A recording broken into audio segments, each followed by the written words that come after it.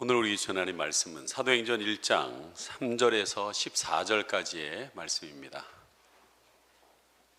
사도행전 1장 3절에서 14절까지의 말씀 한 절씩 교독하겠습니다. 사도행전 1장 3절에서 14절까지의 말씀.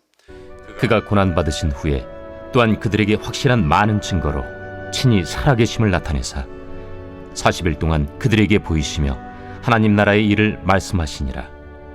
사도와 함께 모이사 그들에게 분부하여 이르시되 예루살렘을 떠나지 말고 내게서 들은 바 아버지께서 약속하신 것을 기다리라. 요한은 물로 세례를 베풀었으나 너희는 몇 날이 못 되어 성령으로 세례를 받으리라.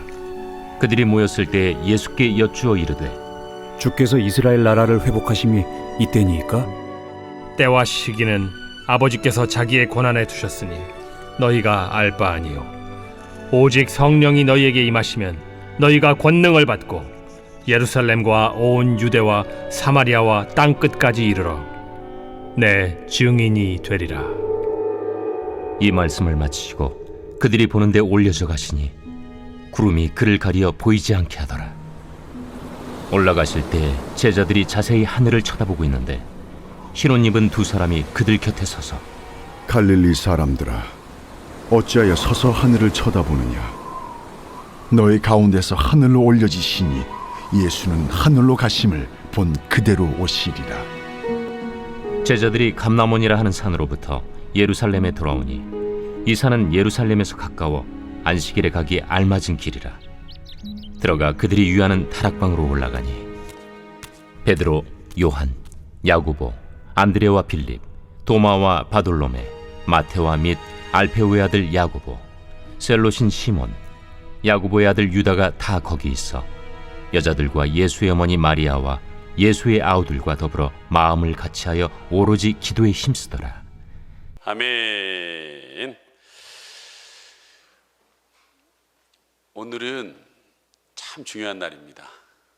왜냐하면 다음 주가 저희 10주년 설립 감사 예배를 드립니다. 이 설립 감사 예배의 주제라고 할 수 있는, 표라고 할 수 있는 것이 뭐냐? 지난 10년간의 하나님의 스토리 앤드 하나님의 통치입니다. 여러분, 오늘이 하나님의 스토리 마지막 날인 것 같아요. 근데 이 스토리를 마무리 지으면서 저는 앤드 하나님의 통치라고 여러분 걷다 붙였습니다.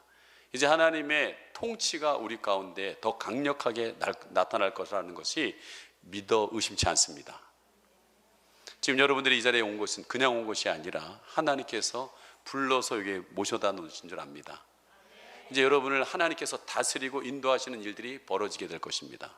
그래서 오늘 이 메시지를 여러분 우리 교회적으로도 너무나 중요한 메시지지만 여러분의 개인적으로도 꼭 여러분의 인생의 지표와 같은 말씀이 되기를 간절히 소망합니다.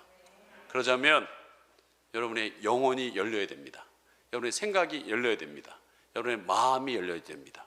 그래서 우리 그런 소망하는 마음으로 옆에 사람들을 바라보면서 하나님 빛이 있으라 하고 인사하겠습니다. 영혼이 열릴지어다, 생각이 열릴지어다, 마음이 열릴지어다. 아멘. 열려야 여러분 들어옵니다. 저도 농사 지금 짓고 있지만 밭을 갈아야지, 거기에 비가 내려야지 여러분 생물이 자라납니다. 작물이 자라납니다. 그래서 여러분들이 열려야 됩니다. 굳어져 있는 상태로 있으면 절대로 안 들어갑니다. 이번 주 셀 형제교회 한 27개의 교회들 중에서 코로나 가운데 있어서 많이는 못 모이고 한 20여 명이 모였습니다. 모여서 목사님이 이렇게 한 분 한 분마다 우리 진실했으면 좋겠다고 그러면서 저에게 이렇게 질문을 하더라고요. 저희 스승님 박희 목사님이 나에게 뭘 원하냐고, 나에게 뭐를 원하냐고 그러시더라고요. 그래서 제가 얘기했어요. 변하지 않았으면 좋겠습니다. 그 옆에 있던 사모님이 저에게 물어봤어요. 언제까지 우리를 따라올 거냐고 묻더라고요. 그래서 지난주 설교한 것이 갑자기 생각났어요.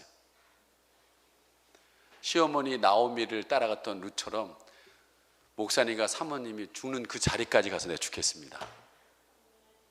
굉장히 감동받으신 것 같았어요. 여러분, 그분들을 좋으라고 한 얘기가 아닙니다. 정말 스승이 그 질문할 때는 뭔가 마음이 있어서 물어본 거 아니겠습니까? 저는 인간적으로 그분들을 좋아서 따라가려는 것이 아닙니다. 그분들 안에 있는 그 순수한 하나님 나라에 대한 가치들, 그것을 어떠한 피해가 있고 어떠한 어려움이 있더라도 그 가치를 실현내려고 하는 그 걸음을 죽을 때까지 따라가겠다는 제 믿음의 고백이었다는 거예요. 여러분, 저한테 뭐를 원하세요? 여러분, 저는 이번 주 한 영화를 봤습니다. 혹시 여러분 자산어보라고 들어보셨습니까? 좀 지났는데요. 이건 이제 배경이 되는 것은 뭐냐, 정조시대 서양 문물이 여러분 조선으로 들어오기 시작합니다. 그래서 서양 문물 가운데 서양 학문들이 들어와서 서학이라고, 서양이 학문이라고 들어오는데 거기에 뭐가 들어왔냐, 천주교, 기독교가 같이 들어옵니다. 근데 많은 사람들은 이 서학 중에서도 천주교 교리를 서학이라고 얘기하지 않고 사학이라고, 사악한 학문이라고 얘기합니다. 이유는 단순해요. 조상을 섬기지 않는다는 거예요. 유교 사상으로 찌들려 있는 그들에게 이것은 어마어마한 불효요, 또한 대적하는 거기 때문에 사학이라고 그랬습니다. 그런데 그런 가운데서도 이 서양 학문의 진리를 찾고자 하는 가문들이 있었고 사람들이 있었습니다. 그 대표적인 사람들이 바로 정씨 사형제였어요. 약현, 약전, 약종, 약용, 이 네 형제예요. 어렵네. 예. 근데 여러분 잘 아시는 정약용이라고 여러분 많이 들어보셨을 거예요. 우리는 그 정약용, 그분의 은혜를 받고 살아가는 사람들입니다. 왜 그러냐? 그분 아니었으면 수원 화성을 28일 만에, 여러분 28개월 만에 질 수가 없습니다. 그분이 거중기, 농로, 유형거, 그리고 일하는 인부들에게 실질적인 동기부여를 주기 위해서 그 당시에 월급을 철저히 줬대요. 일한 것에 대한 대가를 철저히 줬대요. 그때 그런 게 없었나 봐요. 그러니까 사람들이 동기부여돼서 28개월 만에 지은 거예요. 여러분 사업하시는 분들은 월급 또박또박 잘 주시기 바랍니다. 그게 일의 동기부여입니다. 예. 그러나 잘 아시는 것처럼 여러분 조선시대에 당파 싸움이 있었습니다. 노론이 있었고 남론이 있었습니다. 이 대결 구도 가운데에서 이 권세에서 밀려간 이 남론에 소속된 사람들이 이 서학에 관심이 많았어요. 특별히 천주교를 믿는 분들이 늘어나기 시작했어요. 그런 물로 인하여서 이 노론은 이 남론을 처단할 수 있는 방법이 이 정말 좋은 게 있구나라는 걸 알게 됐어요. 그게 뭐냐, 그들의 믿음을 가지고 처벌해버리면 되겠다라는 생각이 들었습니다. 그게 바로 신의 박해입니다. 어마어마한 여러분 천주교 신자들이 100명이 죽고 400명이 유배로 가는 일들이 벌어졌어요. 그 가운데 이 정씨 형제 4명이 있었습니다. 여러분 셋째 정약정은 순교합니다. 또한 막내 정영영은 강진으로 유배 가고 둘째인 정약전은 흑산도로 유배를 가게 됩니다. 그 유배 생활 가운데에서 정약전은 진짜 그 도시에 있다 보니까 몰랐는데 그 끝에 가보니까 정말 백성들이 하루 3끼도 제대로 못 먹고 있다는 사실을 알게 됐어요. 못 먹을 뿐만 아니라 이 관리들이 이 백성들의 피를 빨아먹듯이 세금을 걷어가는 걸 느꼈어요. 세금을 정당하게 걷어야 되는데 16세 이상으로 걷어야 되는데 죽은 아버지도 세금을 걷고 지금 태어난 아기에게도 세금을 물면서 걷어들이는 거예요. 왜 걷어들이는가 봤더니 그 위에 있는 높은 관리에게, 그 위에 있는 높은 관리에게, 그 위에 높은 관리 출세하려고 막 걷어들이는 이런 것들을 보게 됩니다. 여러분 그는 이 유배 생활을 가운데 흑산도에 도착하자 그 관리가 얘기합니다. 이 양반은 대역 죄인이니 너무 잘해줄 필요 없어요 라고 관리가 얘기합니다. 그 말처럼 그는 순조롭지 않는 여러분 흑산도 생활을 시작하게 됩니다. 사람이 죽으러만 그만 아니라고 하는 것처럼 이 호기심하는 정약전은 거기서 한 가지 생각합니다. 그래, 내가 이 바닷가에 와서 보니까 물고기가 있는 것을 보면서 그 마음에서 백성들을 사랑하는 마음 가운데서 물고기가 어디로 가고 있는지, 이 물결이 어디로 가고 이 사람 물고기를 어떻게 잡고 물고기 종류는 무엇인지 그것들을 흑산도의 물고기에 대한 물길에 대한 것들을 연구하면서 적은 것이 바로 자산 어보. 이 자산이라는 게 흑산도의 물고기에 대한 이것을 적어 놓은 겁니다. 근데 이 서울에서만 산 이 촌 사람 정약전이 바다를 알 리가 있나요? 물고기를 알 리가 있나요? 그래서 누군가는 도움을 받아야 되는데 그 흑산도에 창대라는 그 바닷가에서 자라나서 바다를 알고 물길을 알고 물고기를 아는 이 창대라는 청년을 알게 됩니다. 이 창대라는 청년은 서자로 태어나서 어떻게든지 성공하겠다. 이 서름을 딛고서 내가 성공하겠다라는 마음을 갖고 있는데 그래서 그 시골에서 책을 구해서 다 읽었는데 한계가 있잖아요. 스승을 못 만난 거예요. 그런 가운데 정약전이 왔습니다. 그런데 그 사람하고 배우고는 싶은데 배울 생각이 없어요. 왜? 대역죄인하고 난 가까이 하지 않는다. 이런 사학학문을 배운 이 사람하고 가까이 하지 않는다. 그러면서 가까이 하지 않습니다. 그러나 정약전은 물고기와 이 바다를 알기 위해서 이 창대의 이 청년에게 얘기합니다. 내가 아는 지식을 줄 테니까 너는 물고기 아는 지식을 나에게 줘라. 이걸 바꾸자. 네가 날 도와주는 게 아니라 거래다. 갑자기 이 마음에 그렇지 않아도 대학 책을 받았는데 막 무슨 말인지 알 줄 못해서 괴로워하고 있었는데 그래요? 그러면 거래예요. 거래입니다. 거래예요. 그래서 둘이 거래가 성사가 됐어요. 둘은 이제 스승과 제자가 되어서 티격태격하면서 버치되면서 여러 일들을 겪어나갑니다. 그런데 여러분 창대는 서산 출신으로 공부를 했는데 이 목적이 아까도 얘기했처럼 출세가 목적이에요. 글 공부를 매진한다는 사실을 안 정약전이 굉장히 실망을 합니다. 그리고 창대 역시 정약전이 꿈꾸는 세상이 자신이 생각하는 그 세상과는 다르다는 것에 정약전을 떠나야겠다는 생각을 합니다. 학자 정약전이 꿈꾸는 세상은 어부 창대가 꿈꾸는 세상과 다르다라는 거예요. 정약전이 꿈꾸는 세상은 빈부귀천이 없고 세상 임금도 없어서 모두가 잘 사는 세상을 꿈꿉니다. 그리고 창대가 꿈꾸는 세상은 세상 임금이 있고 그 밑에 관리들이 백성들을 잘 돌보는 세상을 꿈꿉니다. 나쁜 게 아니에요. 이렇게 정약전의 지도를 받은 창대는 날마다 실력이 자라나서 나주까지 소문이 났습니다. 그리고 그를 버렸던 서자, 버렸던 아버지가 찾아와서 그를 도와주기 시작합니다. 그래서 여러분 시험에 통과해서 진사가 되고 나주 현관 밑에서 나라 일을 보는 이제 꿈꾸는 일들이 벌어지게 됐습니다. 그런데 얼마 안 있어 이 창대는 깨닫게 되었습니다.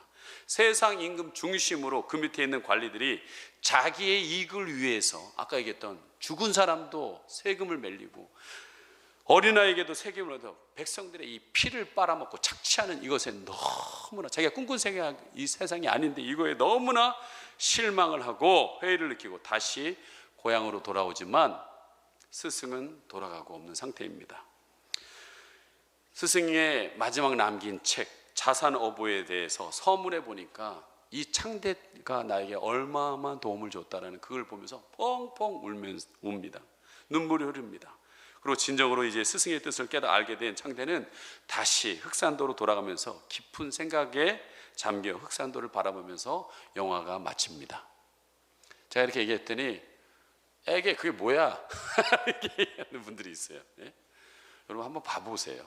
저는 이렇게 스승과 제자도를 봤을 때는 참 이게 굉장한 영화입니다. 그래서 우리 교인들 다 같이 한번 나중에 보려고 하고 있습니다. 자, 흔히들 사람들은요, 들이 모이면 얼마나 잘 사느냐, 얼마나 벌었느냐, 얼마나 우리가 즐기느냐가 기준인 세상에 지금 우리는 살아가고 있습니다. 그런데 이 세상을 살면서 정약전 선생님처럼 딴 생각을 품고서 살아가는 사람들이 있다라는 것입니다. 우리 또한 이 땅에 살고 있지만 사실은 우리는 다른 세상을 꿈꾸는 사람들이 되어야 합니다. 엄밀히 얘기한다면 우리 생활은요 이중적 생활이에요. 이중적 생활. 이 땅의 삶과 하나님의 나라의 삶을 살아가는 사람들이라는 거예요. 지난번 선교사님들이 하도 많이 들어오셔가지고 그분들이 머물 곳이 없다고 해서 사실은 선교관을 마련했습니다. 그리고 그분들이 하도 많은데 도와줄 길이 그때 성경관도 안 된 상태에 우리가 할 수 있는 거 안에서 도와주자. 그래서 성도님들이 십시일반 모아서 15분의 선교사님들에게 라면을 비롯하여 이분이 와서 아무것도 없는 상태에 와서 필요한 것들을 구축해서 잘 준비해서 과천에 있는 성교관에 갖다 드렸어요. 그때 갖다 드릴 때 저희들을 반갑게 맞아주시는 권사님 한 분이 있었어요. 그리고 점심을 정성껏 해줘서 먹고 왔습니다. 근데 이 권사님은 남편은 이름이 최상일이라는 장로님이십니다. 그분은 한국 통신의 최고급 간부였어요. 그리고 통신분야에 관해 한국에서 손가락에 드는 전문가입니다. 근데 그분이 인생의 꽃이라고 필 수 있는 50대 중반에 그 회사를 딱 관두고 호주로 1년 가서 선교 공부를 하더니 연변과학기술대학교에 여러분 교수로 간다는 거예요. 남들은 다 미쳤다고 했습니다. 근데 가셔서 여러분 연변과학기술대 하니까 좋아 보이죠. 근데 그 당시에 연변과학기술대는 완전히 척박한 땅입니다. 지금 우리 연변과학기술대학교 미술학 교수 하시다가 지금 중국에 쫓겨오신 분이 있어요. 그분하고 얘기할 때 정말 완전 밑바닥 같은데 거기 가서 그 뜨거운 마음으로 중국 학생들에게 여러분 복음을 전하고 여러분 그들에게 분명한 가치를 심어준 일을 하셨어요. 그러다가 갑자기 돌아가셨어요. 여러분 남편이 그 좋은 직장 내려놓고 갔으면 오래오래 살아야 될 거 아니에요. 근데 돌아가셨어요. 그리고 이제 본인은 돌아오셨습니다. 그러면 아유 나 이제 할 거 다 했어 라고 할 텐데 그 권사님은 그 과천에 있는 선교관 옆에다가 집을 얻어서 내가 남편이 못한 이 선교 계속 해야겠다. 선교사님들을 아침 점심 저녁으로 식사를 섬기는 일을 그 일을 하고 있는 거예요. 우리 교회 루시 권사님이 지금 아침 점심 저녁 그렇게 해주듯이 그렇게 하고 있는 거예요. 여러분 도대체 무엇이 잘 나가는 통신 기술자인 장로님과 편안한 삶을 살 권사님을 저렇게 이상하게 만들었을까요? 도대체 무엇이 저 사람들로 하여금 이런 엉뚱한 생각을 하게 했을까요? 대답은 아주 간단합니다. 예수님 말씀하셨던 하나님의 나라 때문에 그렇습니다. 하나님의 나라가 이분들의 가치를 확 바꿔버린 거예요. 삶의 모든 부분을 바꿔버린 거예요. 여러분 지금까지 교회를 열심히 생활하지 않으면 그 장로님은 최 장로님은 사랑의 교회 장로님입니다. 여러분 사랑의 교회 아무나 장로가 되는 게 아닙니다. 열심히 하신 분이에요. 그런데 장로의 직분이 중요한 것이 아니라 자기가 예수님을 알아가면 알아갈수록 깨닫는 것이 있는데 그것은 뭐냐? 바로 하나님의 나라가 있다는 거예요. 그 하나님의 나라의 백성들이 해야 될 일은 나라의 백성들을 자꾸 늘려가야 된다는 것을 알게 된 거예요. 그 내가 할 수 있는 것이 이제 55세에서 얼마 남지 않았구나라는 생각을 갖고서 그런 모든 것을 정리하고 중국 땅에 하나님 나라 백성을 많이 하기 위해서 특별히 굳어져 있는 사람이 아니라 젊은이들을 변화시켜야겠다라는 생각 가운데 연변과학기술대학교에 그것도 여러분 20억의 IT 장비를 협조받아서 가서 여러분 거기서 그 일을 하다가 거기서 돌아가셨어요. 여러분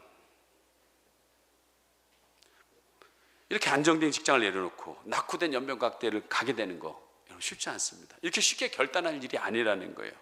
여러분 우리도 기도합니다. 고민합니다. 그러나 여러분 이렇게 가치가 변해서 사는 사람들은 그리 많지 않다라는 거예요. 하나님 나라의 비전은 이렇게 우리의 인생에 엄청나게 바꿔놓는 능력을 갖고 있습니다. 예수님은 이 세상에 오셔서 복음을 전하기 시작하면서 세상이 떠나가기까지 오직 한 가지의 메시지를 여러분 전했습니다. 여러분은 교회 안에 오셔서 많은 메시지를 들었어요. 그런데 들었는데 딱 한마디로 정리해라. 그럼 그게 뭘까요? 그래서 여러분 제가 하나님의 스토리에 오늘 종집을 찍겠다라는 거예요. 10년을 종집을 찍겠다라는 거예요. 저도 목사가 됐는데 이게 확실하질 않았어요. 이 지금 교회 다니시는 분들도 직분과 상관없이 이것이 확실하지 않은 분들이 많습니다. 바로 그것이 뭐냐? 하나님의 나라의 가치라는 거예요. 이것을 여러분이 진짜 깨닫고 있느냐라는 거예요. 여러분 예수님께서 40일 금식하고 오셔서 처음 한마디가 이거예요. 회개하라. 천국이 가까이 왔다. 회개하라. 천국이라는 말은 유대 말로 하나님의 나라라는 말이에요. 하나님 나라가 가까워 있다. 너희들이 지금 무엇을 바라보고 가고 있는지 모르겠다. 회개는 뭐냐면 가던 길을 돌이켜라. 바른 길로 돌이켜라. 너희들이 진짜 바르게 보고 쫓아가야 될 것은 하나님의 나라라는 것입니다. 3년 6개월 동안 사람들을 치유하셨습니다. 병자들을 치유했어요. 그리고 그들을 먹였습니다. 필요한 모든 부분을 채우시면서 가르치셨는데 그 가르침의 핵심이 뭐냐? 하나님의 나라라는 거예요.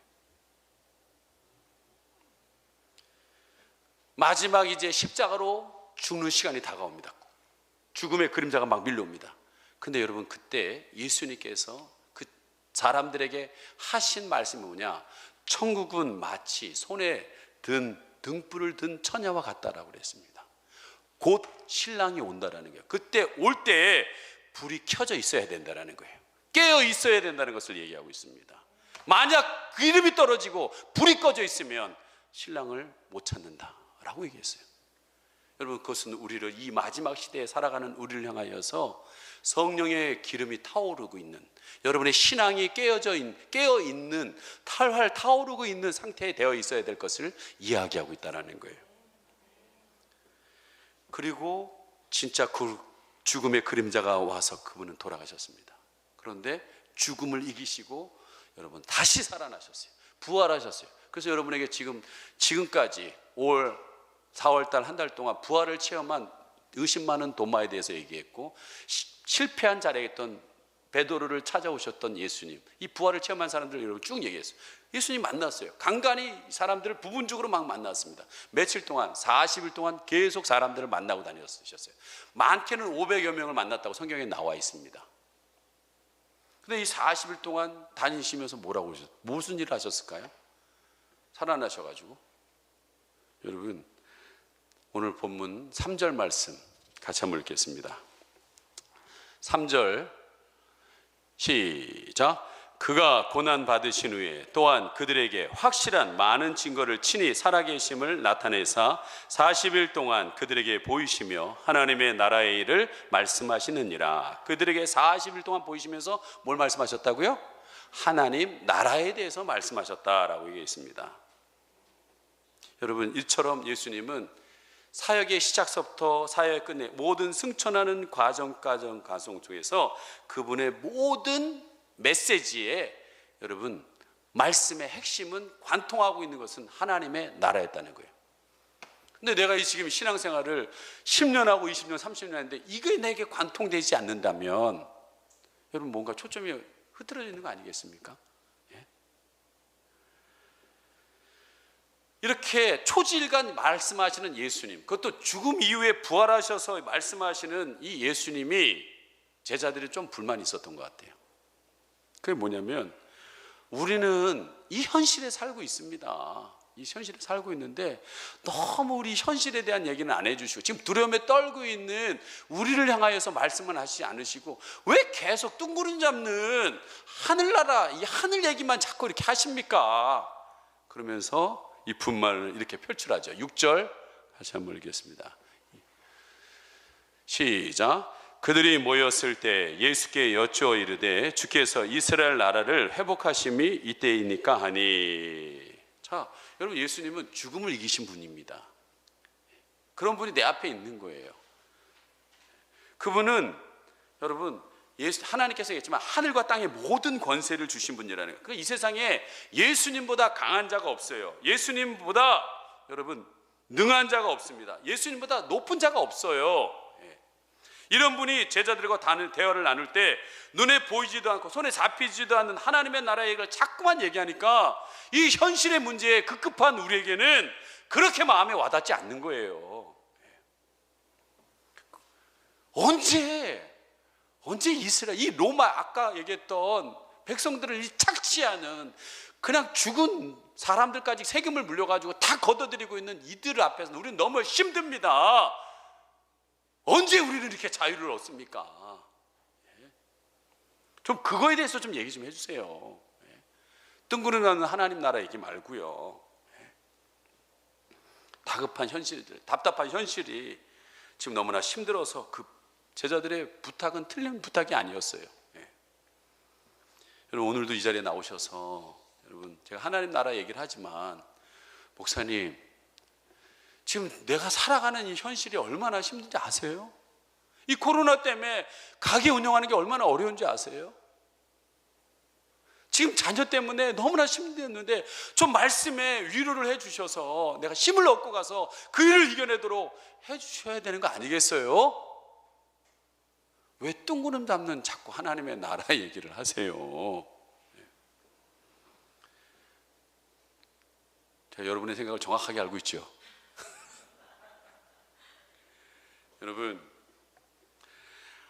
여러분이 어떠한 생각을 갖고 있느냐, 아침에 일어날 때 여러분을 보면 압니다.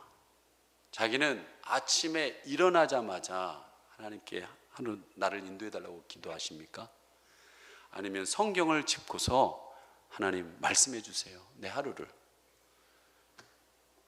제가 정확하게 여러분의 사는 것을 비디오 카메라 찍은 것처럼 얘기해 드릴게요. 여러분은 일어나자마자 핸드폰을 잡습니다. 왜 핸드폰을 잡을까요? 세상이 궁금한 거예요. 내가 사는 이 세상이 지금 어떻게 됐는지 궁금한 거예요. 그래서 그 핸드폰을 보는 거예요. 들렸습니까? 고개 끄덕끄덕 해주셔서 감사합니다. 세상이 궁금한 거예요. 정치가 어떻게 돌아가고 지금 경제는 좀 나아지는 건가? 백신은 들어온 거야? 나는 맞을 수 있는 거야? 백신 다 맞으면 이 코로나 위협 가운데 걷어지는 거야? 경제는 다시 일어나는 거야? 하면서 여러분은 핸드폰을 보면서 뉴스도 보고 소식도 듣지요. 근데 여러분 그 소식을 들을 때마다 여러분의 마음에서 내게 강 같은 평화가 흘러 넘치십니까?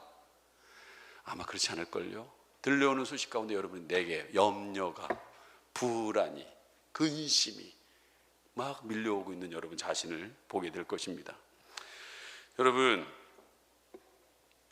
예수님이 현실에 관심이 없을까요? 아까 얘기했잖아요. 3년 6개월 동안 아픈 자는 찾아가서 치료하셨다고, 배고픈 자들에게 먹을 걸 오병의 기적을 통해 먹였다고, 또한 힘든 영혼들에게서는 만나서 얘기하고 말씀을 해주시면서, 여러분 예수님은요 하나님 마음을 갖고 오신 분이에요. 하나님의 관심은 하나님의 백성에게 있습니다. 그 마음을, 아비의 마음을 갖고 오신 분이에요. 자녀가 힘들어하는 것을 부모가 모른다, 무시한다? 여러분 그건 말도 안 되는 소리예요. 여러분 예수님은 아비의 마음을 갖고 여러분들이 지금 어떠한 힘든 가운데 있는 것을 다 알고 있는 거예요.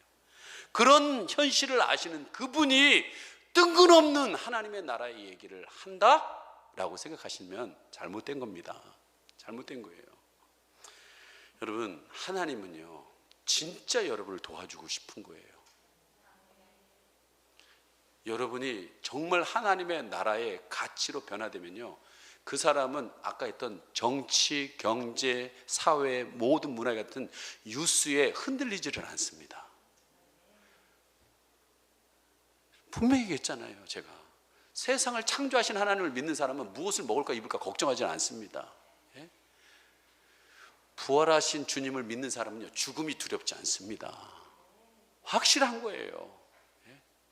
여러분, 저 나는 새를 봐라, 먹이고 입히지도 않는데 살지 않냐, 하물며 너일까 보냐.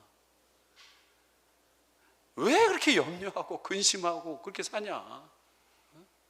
너희들이 어디에 소속되어 있는 걸 알아라. 죽어도 천국이다. 죽어도 천국이다. 여러분의 믿음만 확신하다면. 여러분 우리 인생은 참 많은 분들은 허무하게 그걸 붙잡고 살아갑니다. 덧없는 인생이 꼭 다인 것처럼 살아갑니다. 여러분 어느 날 하나님이 이사야보로 이렇게 선포하라고 말하셨어요. 나가서 외쳐라라고 얘기했습니다. 그때 이사야 물어요. 뭘 외칠까요? 이렇게 외쳐라. 모든 육체는 풀이요 모든 아름다움은 들의 꽃과 같으니 풀은 마르고 꽃은 시드니 오직 하나님의 말씀은 영영이 서리라 라고 외치라고 그랬어요. 여러분 이것이 정답입니다. 우리는 풀과 같다는 거예요. 여러분이 붙들고 있는 것이 시들지 않을 것 같습니까? 백날 꿈해 보십시오. 유지하겠지요. 시듭니다. 마릅니다. 요즘 나이 먹을수록 손이 자꾸 말라가는 거 느끼시죠? 예, 저도 느낍니다. 예. 한마디로 더 덥다라는 거예요. 저는 병원 신방을 자주 갑니다. 병원에 가보면요, 중환자실에 가서 그분을 위해서 기도하고 나옵니다. 그럼 조금만 가다 보면 신생아실에서 응애 하는 애기 소리들이 들립니다. 야, 어떻게 한 복도에서 한 분은 가고 한 분은 태어나고, 이게 계속 반복되고 있다는 거예요 지금. 예. 이게 인생이라는 거예요. 여러분 70이요 80이라고 했습니다. 응애하고 여러분 태어난 게 이 70과 80 사이에 이제 여러분은 가고 있다는 거예요. 사랑하는 여러분, 이 한 번밖에 없는 생을 여러분 후회 없이 살아보고 싶지 않습니까? 의미 있게 살아가고 싶지 않습니까? 가치 있게 살고 싶지 않습니까? 그렇다면요, 우선순위를 바꾸십시오. 우선순위를 바꾸셔야 합니다. 가치를 바꿔야 됩니다. 내 모든 관심사의 가장 중요한 부분이 진짜 붙들어야 될 것이 무엇인지를 찾으셔야 한다는 거예요. 여러분, 하나님을 대신해 주신 예수님이 왜 미쳤다고 그 소중한 시간에 가장 중요한 것을 얘기했겠습니까? 여러분, 하나님 나라가 가장 중요하다는 거예요. 그래서 예수님이 우선순위에 대한 명확한 얘기를 해서 너희들은 먼저 그 나라와 그 의를 구하라, 그리하면 이 모든 것을 더하신다고 그랬습니다. 근데 많은 사람은 그리하면 이 모든 것을 더하시는 것에 목숨 걸고 쫓아가니 먼저 그 나라를 알 길이 있어야지요. 거기에 사로잡혀 있으니, 이것을 맨날 보고 있으니 이게 보여야지요. 눈이 안 떠지는 거예요. 여러분, 오늘도 여러분에게 제가 하나님 나라라고 얘기했을 때 자기는 딱 하나님 나라 하면 딱 정리가 돼서 딱 얘기할 수 있는 분 손 들어보세요. 아유, 권사님 감사합니다. 요즘 권사님이 치아가 안 좋으셔서 좀 말씀을 못 하셔서 다음에 듣도록 하겠습니다. 건강이 안 좋으셔서. 분명히 난 확신할 수 있어요. 왜? 권사님은 지금 이 순간에도 나는 곧 간다라는 걸 해서 정립이 돼 있어요. 여러분, 우리도 우리 98세 최가피 권사님처럼 정립돼야 됩니다. 근데 이것은 나이와 상관없습니다. 정말 그 나라를 사모하는 사람에게는 반드시 여러분 그것이 믿어지고 확실해진다는 거예요. 근데 이게 아직 딱 정리가 되지 않았다, 이 말은 뭐냐? 나는 지금 흐리하다라는 걸 얘기하고 있다는 거예요. 이게 완전히 정립이 안 됐다라는 거예요. 여러분, 많이들 하나님의 나라라고 하면 흔히들 죽어서 가는 나라라고 생각합니다. 그건 반쪽만이 아는 거예요. 하나님의 나라는 죽어서 들어가는 것만이 아니라 더 넓고 더 크고 더 높은 의미를 갖고 있습니다. 여러분, 하나님의 나라를 엄밀히 얘기하면 나머지 반쪽은 뭐냐? 예수님이 십자가에 부활하셨습니다. 그리고 하늘과 땅의 모든 권세를 가지신 분이 우리에게 주신다고 했습니다. 이 말은 뭐냐? 모든 통치권을 예수님께서 갖고 계신다는 거예요. 지배한다는 거예요. 그래서 그분이 다스리는 나라가 하나님의 나라라는 거예요. 네. 그래서 여러분, 그 나라가 영원할 거라고 얘기했습니다. 자, 누가복음 1장 31절에서 33절 말씀 같이 한번 보겠습니다. 시작. 보라, 내가 잉태하여 아들을 낳으리니 그 이름을 예수라 하라. 그가 큰 자가 되고 지극히 높으시니 아들이라 일컬어질 것이요, 주 하나님께서 그 조상 다윗의 왕위를 그에게 주시리니 영원히 야곱의 집을 왕으로 다스리실 거며 그 나라가 무궁하리라 라고 그랬어요. 자, 여러분, 모든 것을 다스리는 예수님이 여러분을 통치할 때 하나님의 나라가 임합니다. 제가 여러분에게 늘 묻잖아요. 지난주에도 얘기했죠. 여러분은 많이 겉보는 것, 그리하면 이 모든 것을 더하시는 것에 눈의 마음이 뺏겨져 있습니다. 이 나무는 여러분입니다. 중요한 것은 뭐냐? 이 뿌리라는 거예요. 뿌리. 여러분의 뿌리가 누구라는 거예요. 여러분의 주인이 누구냐는 거예요. 여러분의 주인이 진정 예수 그리스도이십니까? 그 사람은 예수님의 통치를 받고 살아가는 사람이 됩니다. 그 사람에게는 반드시 하나님 나라가 임한다는 거예요. 그 사람이 가는 직장과 그 사람이 가는 모임 가운데 그 사람을 중심으로 해서 하나님의 통치가 일어나는 그곳이 바로 하나님의 나라라는 거예요. 그래서 계속 저 땅에서만 생각하면 안 된다는 거예요. 영원히 왕 노릇하는 나라, 영원히 이어질 나라요. 이 하나님의 나라에게는 몇 가지 특징이 있습니다. 자, 첫째는요, 이 나라는 영적인 나라라는 거예요. 영토가 가진 나라가 아닙니다. 총칼로 정복할 수 있는 나라가 아닙니다. 지도에 표시해두고 언제든지 들여다볼 수 있는 나라가 아닙니다. 그래서 누가복음 17장 20절에 보면 한 번은 바리새인이 와서 예수님께 물어봤어요. 예수님, 하나님 나라가 어떻게 임합니까? 라고 물었어요. 예수님을 시험하려고 던진 질문이었어요. 그래서 예수님이 하나님 나라가 어떤 식으로 임하느냐라고 물어봤더니 예수님이 대답했어요. 하나님 나라는 눈에 보이도록 임하는 것이 아니다. 그리고 여기 있다 저기 있다 할 수 없다라고 그랬어요. 하나님 나라는 너희 속에 있느니라 라고 그랬습니다. 하나님의 나라는 너희 마음에 있느니라 라고 얘기했습니다. 하나님의 나라는 너의 영혼에 임하는 하나님의 통치니라 라고 그랬습니다. 여러분, 하나님이 나의 주인이 되면 여러분 흔들릴 이유가 없잖아요. 여러분이 주인이 아닌데 종은 주인에 따라 사는 거예요. 그분이 다 책임지겠다는데 왜 여러분이 근심하고 걱정해요? 왜 자기가 주인이에요? 왜 책임져요? 왜? 그렇잖아요. 그 확실한 주도권을 하나님께 드리지 못하고 있으니까 여러분이 세상에 휘발리는 거예요. 예수님은 마지막 승천하시면서 제발 하나님의 나라가 너희들에게 임하기를 원한다. 너희들을 통해서 하나님 나라가 확정되기를 원한다라고 분명히 말하고 있습니다. 따라서 여러분, 세상에 온 관심이 빠져서 핸드폰에 빠져서 그 무언가에 빠져가지고 있는 사람은요, 제가 아무리 이 얘기를 해도요 안 들려요. 죄송한 얘기지만 안 들립니다. 이 개념 자체가 이해가 안 됩니다. 제가 예배 끝나고 9시 예배 끝나고 한 청년한테 듣기는 열심히 듣고 있는 것 같아요. 누구야? 이 말 알아듣겠니? 도저히 모르겠어요. 도저히 모르겠어요. 네. 정답이에요. 못 알아들어요. 무시하는 게 아닙니다, 여러분. 그럼 누가 알아듣냐? 여러분, 거듭난 사람, 영적으로 거듭난 사람이 알아듣는 거예요. 네.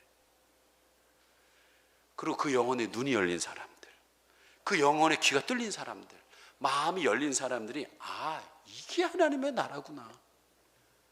여러분, 저는 여러분에게 그것이 임하기를 소망합니다. 두 번째, 또한 하나님의 나라는 범세계적인 특징을 가지고 있습니다. 이스라엘 백성이 독잡하는 나라가 아닙니다. 팔레스타인에 사는 수백만의 이스라엘 백성들이 모여 사는 나라가 아니라는 거예요. 사도행전 1장 8절 말씀 우리 같이 한번 읽어보도록 하겠습니다. 시작. 오직 성령이 너에게 임하시면 너희가 권능을 받고 예루살렘과 온 유대와 사마리아 땅끝까지 이르러 내 증인이 되리라. 예루살렘, 온 유다, 사마리아 땅끝까지 하나님의 다스리는 사람들이 자꾸 늘어나야 될 것을 이야기하고 있습니다. 그런데 이 하나님의 나라는 협소한 민족주의가 아닙니다. 제가 여러분이 말씀드렸던 우리 교회는 한민족으로 이루어지면 안 됩니다. 다민족으로 이루어져야 된다고 말씀드렸어요. 인종의 차별이 없습니다. 계층의 차이가 없어요. 남녀 차별이 없습니다. 모든 민족을 초청해서 하나님의 백성이 되도록 인도해야 되는 거예요. 왜 그러냐? 여러분, 하나님 나라의 완성된 모습을 요한계시록 7장 9절과 10절에 사도 요한을 통해서 예수님이 눈을 열어주셔서 이 마지막 하나님 나라의 모습을 축약해서 보게 해주셨습니다. 한번 읽어보겠습니다. 시작. 이후에 내가 보니 각 나라의 족속과 백성과 방언에서 아무도 능히 셀 수 없는 큰 무리가 나와 흰옷을 입고 손에 종려가지를 들고 보좌 앞과 어린 양 앞에 서서 큰 소리로 외쳐 이르되 구원하심이 보좌에 앉으신 우리 하나님과 어린 양에게 있도다 하니. 여러분, 범세계적인 걸 얘기하고 있다는 거예요. 큰 무리가 흰옷을 입었다고 그랬어요. 여러분, 흰옷이 뭡니까? 예수 그리스도의 보혈로 씻음받은 사람, 예수의 의롭다 하심을 인정받은 사람이 바로 흰옷을 입었다는 거예요. 여러분, 우리는 다 검습니다. 그렇지만 예수의 그리스도의 보혈의 피로 덮여졌을 때 의롭다, 깨끗하다 얘기하는 거예요. 꼭 성가대에 올라가시는 분들이 세상에 찌꺼기 있다가 벗고 가운 입고 올라가듯이 여러분, 하나님 나라는 예수 그리스도의 가운 입고 가시는 거예요. 그거 아니면 갈 수가 없어요. 도저히 갈 수가 없어요. 그리고 그 흰옷 입은 사람이 종려가지를 흔들면서 찬양하는 내용을 들어보십시오. 구원하심이 보좌에 앉으신 우리 하나님과 어린 양에게 있도다 라고 그랬어요. 여러분 요한계시록에 보면 이 어린 양이 피 흘리는 어린 양으로 나옵니다. 그 예수 그리스도 하나님으로 구원, 여러분 이 세상의 가치에 사로잡힌 자를 구원해서 하나님 나라 가치로 바뀌어져 있는 그 사람이 바로 하나님 나라 간다라는 거예요. 저희는요 오늘 스승의 주일을 맞이해서 교육부에서 지지난주에 모였습니다. 유치부서부터 영유아부, 유치부, 어린이부, 청소년, 청년 다 교육자들 모였어요. 그리고 우리가 의논했어요. 이제 우리가 10년, 교육은 대계라고 그러는데 10년의 계획을 세우자. 그런데 거기에서 가장 중요한 것이 있다. 무슨 가치로 우리가 목적을 두고 살아갈 것인가, 이 아이들을 가르칠 거니까. 사실 옛날에 제가 정립이 돼서 그것이 잘 안 됐어요. 근데 이제 지금 정립이 됐습니다. 우리는 어떤 사람을 키우느냐, 하나님 나라의 백성으로 키워야 된다. 그래서 어렸을 때부터 철저하게 예수가 나의 주인이라는 것을 가르치고 우리가 하자. 그래서 한 가지 올 10계명을 만들기로 했어요. 근데 이것을 10개를 딱 만드는 게 중요한 것이 아니라 하나 만들어 놓고 해보자. 첫 계명은 뭐냐? 바로 예수님은 나의 주인이다. 이게 1계명이에요. 예수님은 나의 주인이다. 여러분 성경이 있듯이 사탄경이 있습니다. 사탄경 1장 1절이 뭔지 아십니까? 내가 내 인생의 주인이다예요. 정반대 얘기입니다. 성경과 정반대되는 거예요. 내가 내 인생의 주인이다. 그 사람은 벌써 사단에 잡힌 사람입니다. 그러나 분명히 성경은 얘기하고 있어요.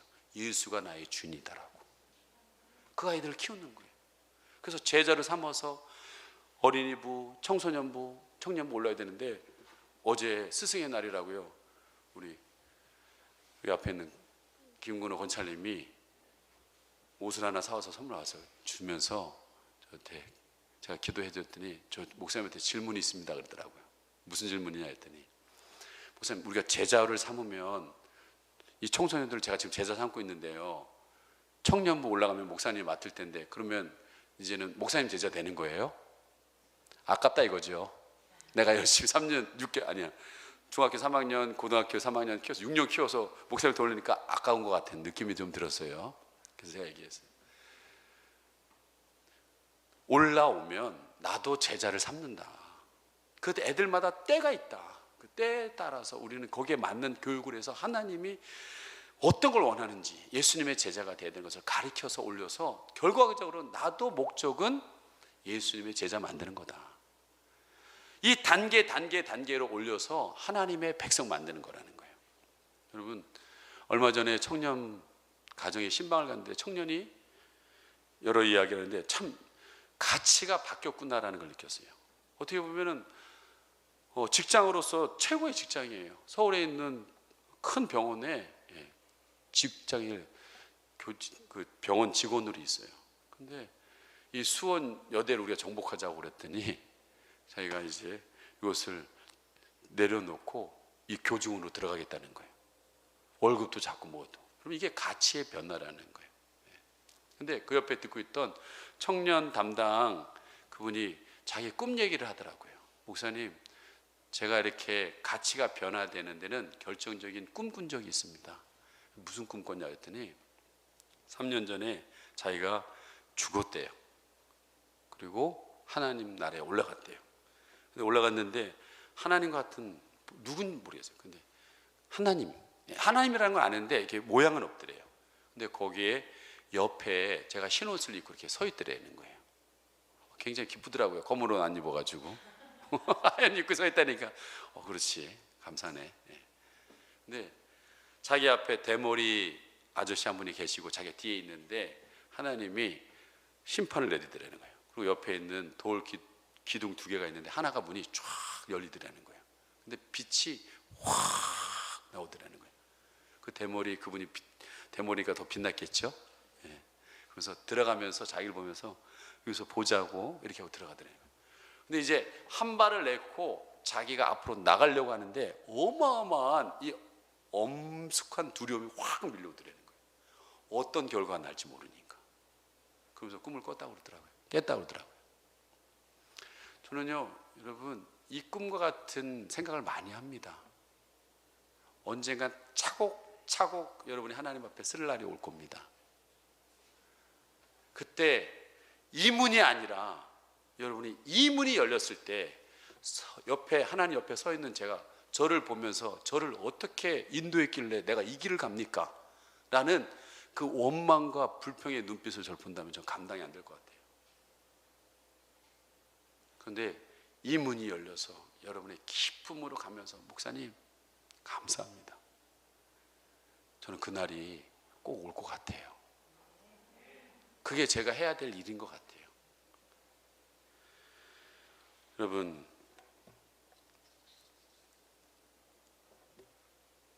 하나님의 나라는 아까처럼 예루살렘과 온 유대와 사마리아 땅끝까지 점진적으로 변화되고 있다는 거예요. 근데 이것이 아까 어린이만 점진적으로 하는 것이 아니라 여러분이 이 점진적으로 하나님의 나라를 확장해 나가야 된다는 것을 얘기하고 있습니다. 그 일을 누가 하느냐? 가치가 변한 사람. 이게 가장 소중한 일이구나라고 깨달은 사람들이 그렇게 한다는 거예요. 마지막으로 여러분에게 한 분의 얘기를 하고 마칠까 합니다. 부산에 가면 호산나라는 교회가 있습니다. 그 교회 어느 여집사님이 계셨는데 남편이 안 믿는 거예요. 근데 교회를 남편 없이 달렸는데 남들은 다 부부로 오는데 자기 혼자만 다니까 이분이 좀 힘들었던 것 같아요. 그래서 남편한테 얘기했어요. TV 보고 있는 남편에게, 여보, 나는 교회 가면 꼭 과부 같아요. 다른 사람들은 날 보고 과부라고 그럴 거예요. 그러지도 않는데 자기 혼자 생각하는 거예요. 예. 날마다 나 혼자 앉아 있으니까 그렇게 생각하지 않겠어요? 그러니 여보, 한 번만 와서 내가 과부가 아니라는 증거를 좀 보여주세요. 그렇게 얘기를 했어요. 근데 여러분, 남자들은요 그렇게 얘기하면요 바로 반응 안 합니다. 절대 안 합니다. 그리고 TV 보고 있으면서 생각해요. 아, 우리 아내가 혼자 가니까 과부라고 생각하나? 가줘야 되나? 말아야 되나? 아, 이거 지금 편한데 어떡하지? 그래, 한번 가주자. 여러분, 기다리세요. 남자들은 바보예요. 기다리셔야 돼요. 그리고 원하는 거 있으면 다 얘기하세요. 자기가 할 건가 안 할 건가 혼자 고민 막 하다가 할 건 하고 안 할 건 안 해요. 근데 얘기를 안 하면 모릅니다. 얘기해 주셔야 돼요. 그래서 한번 나가줬어요. 근데 그날 목사님의 말씀으로 너무나 은혜 받고 그날 당일날 등록하고 7년간을 열심히 주님을 섬기면서 가치가 변하면서 장애인들 사역도 하고 또한 사업도 그런 대로 잘 유지되어 있습니다. 근데 아들이 이 아버지의 어머니의 이 가치를 받아서 나는 하나님께 정말 찬양을 드리고 싶은 사람이 되고 싶다고, 제대로 된 찬양을 드리고 싶다고, 성악을 배우고 싶다고, 그래서 이태리로 갔습니다. 그리고 공부가 어느 정도 마칠 쯤에 그만 교통사고로 죽게 됐어요. 그래서 이 아버지 어머니가 이태리로 비행기를 타고 그 아들의 장례식을 향해 가는데 옆에 앉아 있는 분이 있는데 그분에게 예수를 전했대요. 예수님을. 그랬더니 그분이 가만히 보더니 목사 같지는 않고 뭐하러 이태리에 가냐고. 그때 그 얘기를 한 거예요. 제가 예수 믿고 두 아들이 있었는데 이 아들이 하나님 찬양하고 싶다고 그래서 이태리 갔다가 공부도 다 마칠 쯤인데 그만 교통사고로 죽어서 가고 있다고. 이분은 충격을 받은 거예요. 아니, 사랑하는 아들이 죽었는데 그렇게 하나님은 뭐 하시나 하고 원망하고 불평해야 되는데 그렇게 안 하고 되려 예수를 전하는데 충격을 받은 거예요. 당신 괜찮냐고 물어봤더니 그 남자 집사님이 이렇게 얘기를 했습니다. 내 아들이 이태리에 뭐하러 갔겠습니까? 하나님 찬양한다고 간 거 아니겠습니까? 근데 교통사고로 죽었지만 지금 뭐하고 있겠습니까? 하나님 옆에서 찬양하고 있지 않겠습니까? 근데 뭐 자기 소원한 거대로 하나님 찬양하는데 그게 지금 살았냐 죽였냐가 중요한 게 아니라 찬양하고 있는데 뭐 그게 괜찮습니다. 어차피 저희들도 하나님 나라 가면 그 아들 만날 겁니다. 이분이 바로 예수님 나도 믿겠다고. 여러분, 이분이 어떻게 이런 말을 했을까요? 물론 여러분 쉽지 않아요. 자식이 죽었는데 자식은 죽으면 가슴에 묻는다고 그러잖아요. 근데 어떻게 이런 말을 할 수 있었을까요? 그분이 분명한 확신이 없으면 이 말 못합니다. 그게 뭐냐? 하나님 나라에 대한 확신이 있었기 때문에, 그 아들이 거기 가서 하나님 찬양한다는 것을 확실히 믿었기 때문에 그렇게 얘기할 수 있는 겁니다. 저는 여러분이 하나님 나라의 이 비전을 받기를 원합니다. 오늘 승천하면서 예수님이 가만히 보니까 이 제자들이 그거에 확신이 없는 거예요. 그래서 예수님이 뭐라고 하시냐? 성령을 받으라고 그랬어요. 성령을. 여러분, 하나님의 나라의 비전은 그냥 오지 않습니다. 왜? 개미가 어떻게 인간의 세상의 생각을 알 수가 있겠습니까? 우리가 가보지도 않은 그 하나님의 나라를 어떻게 알겠습니까? 아까 얘기했잖아요. 영적인 세계라고. 그러면 영이 와야 되는 거예요. 하나님의 영이 와야 됩니다. 그것이 바로 뭐냐? 바로 성령이라는 거예요. 저는 여러분에게 지금 간절히 기도합니다. 성령이 여러분 한 분 한 분에게 임하기를 원합니다. 오늘 그렇다면 성령 받는 길이 뭐냐? 여러분 14절 말씀, 오늘 마지막 구절입니다. 여자들과 예수의 어머니 마리아와 예수의 아우들과 더불어 마음을 같이하여 오로지 기도하기 힘쓰니라. 저는 오늘 제목을 오로지 하나님 나라로 했어요. 여러분이 정말 하나님의 나라를 확신하게 원한다면 오로지 기도에 힘쓰시기 바랍니다. 여러분 성령의 충만을 받는 가운데 여러분의 생각이 열려서 하나님 나라의 비전을 보게 될 것이고, 어떤 현실 속에서도 흔들리지 않는 분들이 될 거라고 믿습니다. 이 시간 함께 우리 찬양하도록 하겠습니다. 오늘 예수님의 이름에 능력이 있습니다. 예수님의 이름으로 기도할 때 우리는 성령을 받게 되고 마귀는 떠나가고 갇힌 자는 자유게 될 것입니다.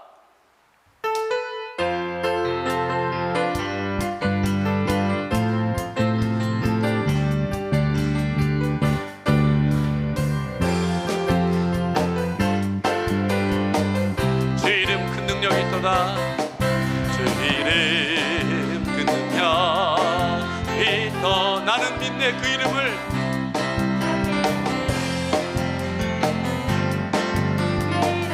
예수의 이름을 부를 때, 그 이름 부를 때 생명 얻었네. 마귀는 떠나가고 갇힌 자 자유케 해. 모든 이름보다 이름보다 더 이름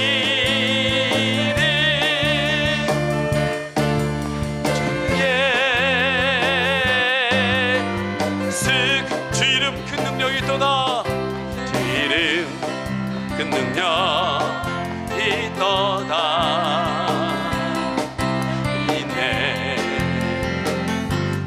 그 이름 예수의 이름으로, 그 이름 일어나 나가세. 나가세. 원수는 주발 앞에, 주발 앞에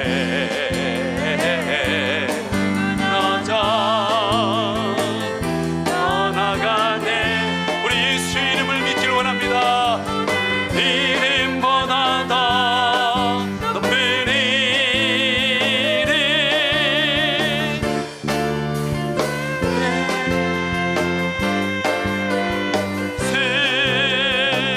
이 시간 함께 우리 기도하기를 원합니다. 우리에게 예수의 이름의 능력을 주셨습니다. 그 이름으로 구할 때 너희들에게 응답한다고 했습니다. 여러분 가장 큰 응답이요 선물은 성령님이 오시는 것입니다. 우리에게 성령님이 오셔야 여러분의 영이 열려서 하나님의 나라를 보고 믿을 수 있는 사람들이 될 줄 믿습니다. 아직 신앙생활을 10년하고 20년 했지만 이 하나님의 나라에 대해서 내가 확신이 없고 정립이 되지 않았다면 여러분은 바로 믿는 믿음이 아닙니다. 하나님 내게 이 하나님의 나라에 대한 가치로 변화될 수 있도록 인도하여 주시옵소서. 오로지 하나님 나라가 내게 임하게 하여 주시옵소서. 우리 주여 한번 부르고 기도합니다. 주여. 주님 이름에 큰 능력이 있습니다. 오늘도 그 이름으로 부르짖는 자들 하나님 아버지 하나님 그 이름 가운데 하나님 응답하신다고 말씀하셨습니다. 하나님 그 이름으로 기도할 때 새 생명, 새 성령이 임하시는 줄 압니다.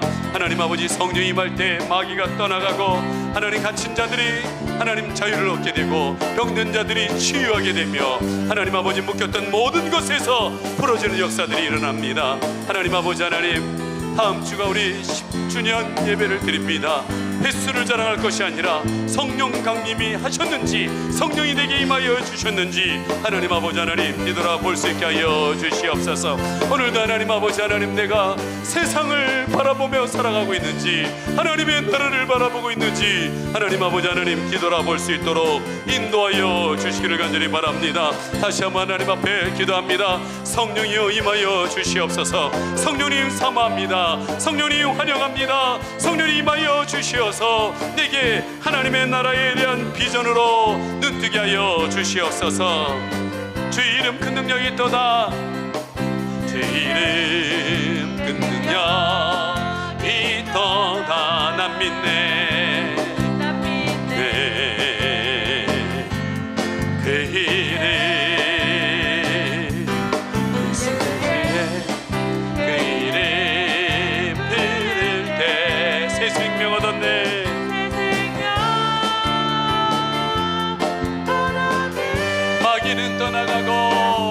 마귀는 떠나가고 갇힌 자 자유케 해.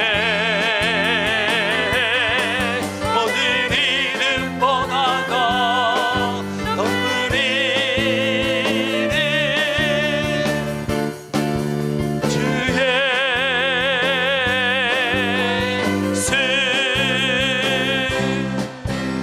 아멘. 지금은 우리 주 예수 그리스도의 은혜와 하나님의 그 크신 사랑과 내주하시는 성령의 교통하심이,